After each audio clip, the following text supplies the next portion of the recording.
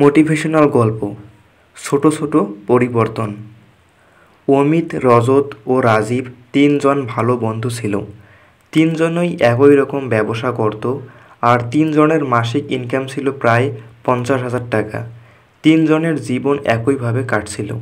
এরপর রাজীব তার জীবনে কিছু ভালো পরিবর্তন আনে, যেমন প্রতিদিন একটা ভালো কোনো বইয়ের এক পাতা পড়া, তার কাস্টমারদের প্রতিদিন একটা করে এক্সট্রা কল করা, প্রতি সপ্তাহে একদিন করে পরিবার নিয়ে রেস্টুরেন্টে যাওয়া, লিফটের পরিবর্তে সিঁড়ি ব্যবহার করা ইত্যাদি।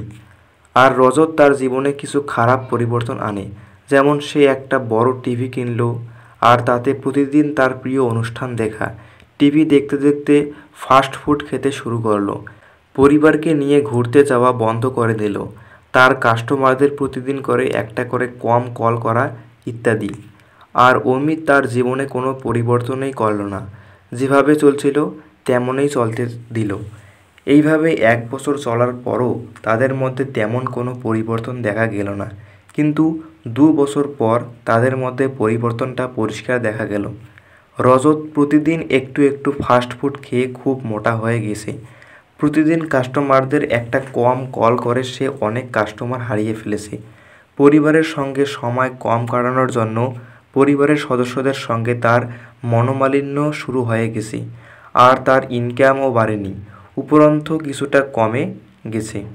আর অন্যদিকে রাজীব প্রতিদিন লিফটের পরিবর্তে সিঁড়ি ব্যবহার করে আগের মতো ফিট আছে।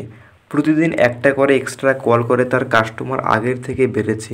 পরিবারের সঙ্গে সময় কাটানোর জন্য তাদের সম্পর্ক ভালো আছে। আর সবচেয়ে বড় কথা, প্রতিদিন বইয়ের এক পাতা করে পড়ে তার চিন্তাশক্তি অনেক বেড়ে গেছে, এবং সেটাকে কাজে লাগিয়ে সে তার ব্যবসাকে অনেক বাড়িয়ে ফেলছে, এবং তার ব্যবসা আগের চেয়ে অনেক ভালো চলছে, ফলে ইনকামও অনেক বেড়ে গেছে। আর অমিত সেই আগের মতোই আছে, তার ইনকামও এখনও একই আছে, তাই সে তার ইনকাম নিয়ে খুশি নয়। জীবনের ছোট ছোট ভালো পরিবর্তন আনুন, দেখবেন ওই ছোট ছোট পরিবর্তনগুলি একটা সময় পর এক বড় ভালো পরিবর্তন আনবে।